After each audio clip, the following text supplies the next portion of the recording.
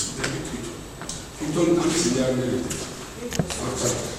როცა ტრიადა არქიტექტურის მშენებელი დამკვეთი მოიშალა საკონცერტო დაკარგა ფუნქცია მშენებელი მოხსენება და კომენტარი არ ჭირდება არ გაგშეხება ისევ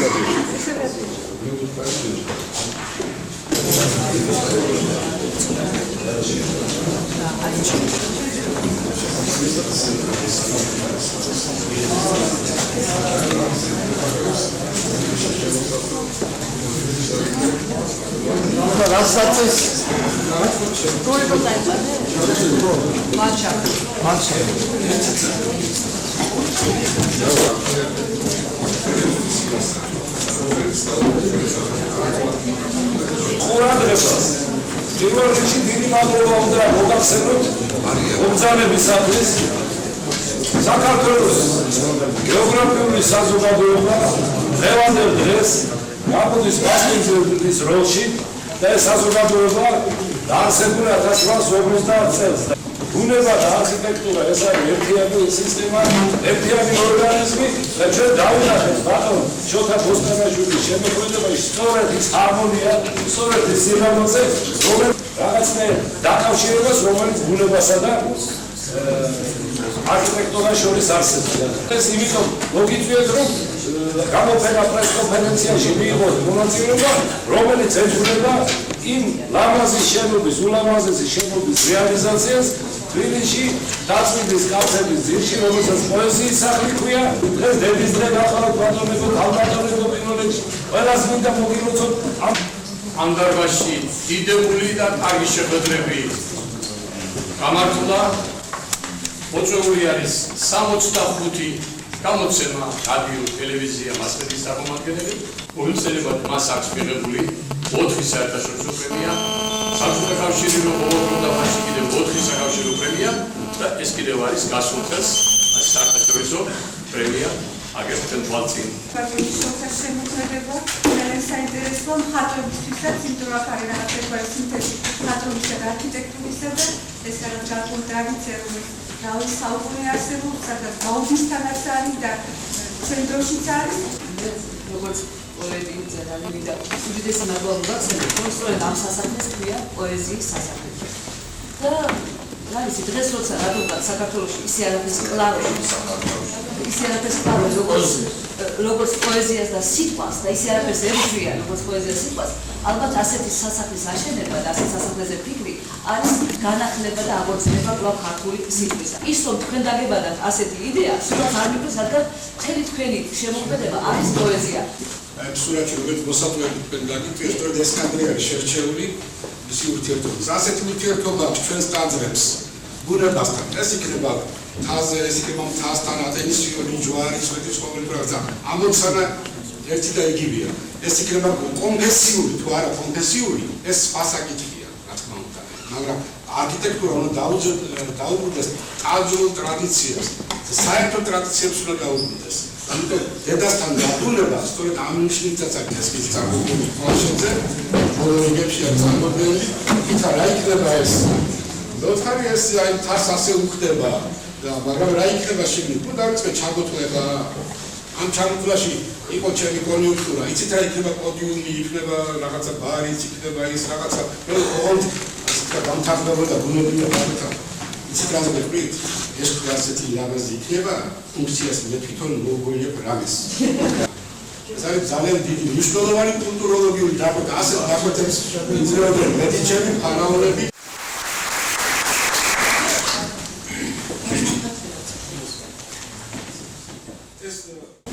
საქართველოს ეროვნულ კავშირის ახალი ხელმძღვანელობა მიესალმება აქტუალურობა პოეზიის სასახლის და წელს 80 წელი უსრულდება თანამედროვე ქართული პოეზიის დედოფალს ქალბატონ ანა კალანდაძეს და ძალზედ სასიხარულო იქნება ჩვენთვის, ჩვენი მწერლებისათვის, თუ ანა კალანდაძეს იუბილეს ახალ პოეზიის სასახლეში გადავიდეთ. იმიტომ ჩემ დაკვეთამდე და ჩაქარესო დალებითად ჩვენისათვის. არქიტექტურა არის ემოციის დაპროექტება. აი რა ყავს შოთა ბოსტანაშვილის საინტერესო კაცი. ძალიან საინტერესო არქიტექტორი არა მხოლოდ საქართველოს მასშტაბით, არამედ ზოგადად საერთოდ არქიტექტურაში.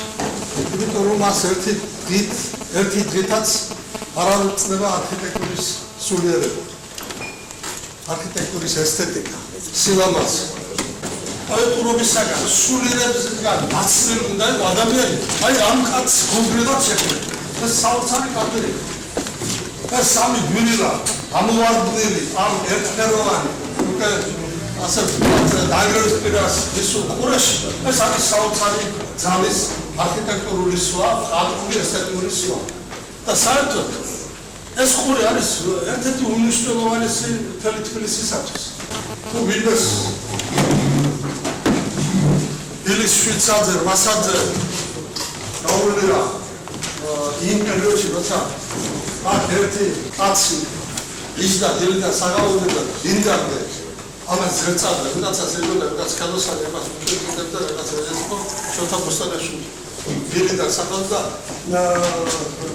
მე ამას განვიხილავ როგორც მოწამეობრივ დამოკიდებულია თავის პროცესი მოწამეობრივ და მაგალითად ჩვენი უდიდესი წინაპრები რენესანსის დიდოსტაბები ასევე იქვე იძინებდნენ იმ ხანაჩვევებზე იქვე ეძინებდა სადილი და საკვებიც იქ მიჰქონდა აი ასეთი დამოკიდებულება ხო და ასეთი რა შეიძლება რაღაც მნიშვნელოვანის შექმნა აი ეს გამოფენა პოეზიის კლასის ერთი 5-6 წლის წინათ ჩვენ სოფიაში იყო გამოფენილი იქ ძალიან დიდი ოსტატები იყო გამოფენილი თელეფონები იყო გამოფენილი 40 ქვეყანა იყო გამოფენილი და უნდა გითხრათ რომ ეს გამოფენა მასაკლია პლანშეტები იყო ერთ-ერთი სენსაციური ეს ხელოვნებისთვის არქიტექტურის შეწირული კაცი რასაც ის ქართულ სტუდენტებს უკეთებს ის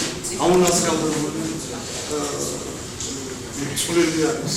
Მთელი რიგი საერთო პროექტები, მთელი რიგი კონკურსები, მთელი რიგი მემორიალები მთელი 20 თუ 25 წლის მანძილზე. რომ აი სურვილი მქონდა ის ავტორი, რომელიც ჩოტას ობიექტს ასე უდიერად ახსენებდა, შემხვედრა და იმ მომენტში და რაღაცა მეთქვა რომ დანაშაულს ჩაიხა. იმიტომ კი არა რომ შოთას აწმენია. დანაშაული იმიტომ რომ ახალი მიმართულება ჩნდება ჩვენ თანამედროვე არქიტექტურაში და შენ აი ამ ახალ მიმართულებას თქვათ ვერ გეგმოთ, ეგეც სოდვა არ არის, მაგრამ შენ თავს იმის უფლებას აძლევ, რომ დაიძახო ეს ალბათ და გადააყრე და რაღაც აშინელი ორდენი ჩამოგიდო, ნამდვილად ეს ჩემი აზრით თლიანად გაუმართლებელი. ეხლა დღეს მე მესმის რატომ არ გაიგო იმ ადამიანმა შოთას აი ამ ობიექტის არქიტექტურის ის ვიტყოდი რაღაცა პეცი, რაღაცა თავისი ღირსება რაც მას გააჩნია და შოთა ბოსტანაშვილი არის ის არქიტექტორი, რომლის არქიტექტურული მუზა პოეზიის გავდით მოდის და როგორც პოეზიას ვერ გაიგებს ყოველთვის ერთნაირად სხვადასხვა ავტორი, პოეტი, მწერალი, არქიტექტორი თუ მუსიკოსი, ასევე ჩემო ბატონებო შოთა ბოსტანაშვილის შემთხვევით არ არის ეს პოეზიის სახლი. ეს არის შენობა, სადაც არის შოთა ბოსტანაშვილი პოეზიის პრიზმაში გადაჭრილი არქიტექტურით. და ამიტომ ალბათ იმ ავტორებსაც ალბათ მე როდესმე მიხვდებიან და გული დააწყდებათ რომ ასე აუგად მოიხსენიეს. იცით ის რომ აი ასეთი იოლი გასაგები არ არის. ასეთი იოლი გასაგები არ არის და შეიძლება ხა ყველას თავისი აზრი აქვს, ზოგს მოგეწონოს, ზოგს ნაკლებ მოგეწონოს, მაგრამ ასეთი შავი ფერები დახატვას შოთა არ იმსახურებს და არც ის ახალი მიმართულება, რომელიც ალბათ პოეზიით უნდა სულთმოვიდეს. ეს სავალდებულოა და წლების განმავლობაში საშინელი დავა ჰქონდა, რომ გვეთქვა, რომ დავით გურამიშვილის ქანდაკება ეს დიდი შემოქმედება. აქ დაისვას კითხვა იმაზე, რომ ეს შენობაო, შენდება, რა მოგება იქნება, ყველაფერი ახლა ისეთი დრო დავიდა, რომ ყველაფერი ბიზნესზეა გადაყვანილი და ყველაფერი გამოგებას როებს რაიზე. მერტყუნეთ ერთში რომ მერტყუნეთ. ცოტა უცნაური კი არის, მაგრამ ჩვენი ეს ხელმძღვანელი უცნაური კაცია ამ საკითხებში. თავიდან მის მას იცნობს. ვისაც მასთან ურთიერთობა გონია, დარწმუნდება იმაში, რომ მას აქ მხოლოდ და მხოლოდ თავის სამშობლოს სიყვარული და უნდა რაღაცა განსაკუთრებული გააკეთოს. სტუმრები მოყავს, მას ჩამოყავს. მათ შორის არიან სპეციალისტები, მოდიან არასპეციალისტები. აღტოვანებული არიან ამ ობიექტით. შოთა არის უაღრესად ნიჭიერი კაცი, უაღრესად შრომელი კაცი, უაღრესად პასუხისმგებელი კაცი და იმიტომ გამოდის ამას აი ასეთი ისინი. უპირველეს ყოვლისა მე შოთა მაინტერესებდა ყოველთვის თავისი რა თქმა უნდა პროფესიონალური საქმიანობის მიღმა როგორც მოქალაქე და როგორც პიროვნება.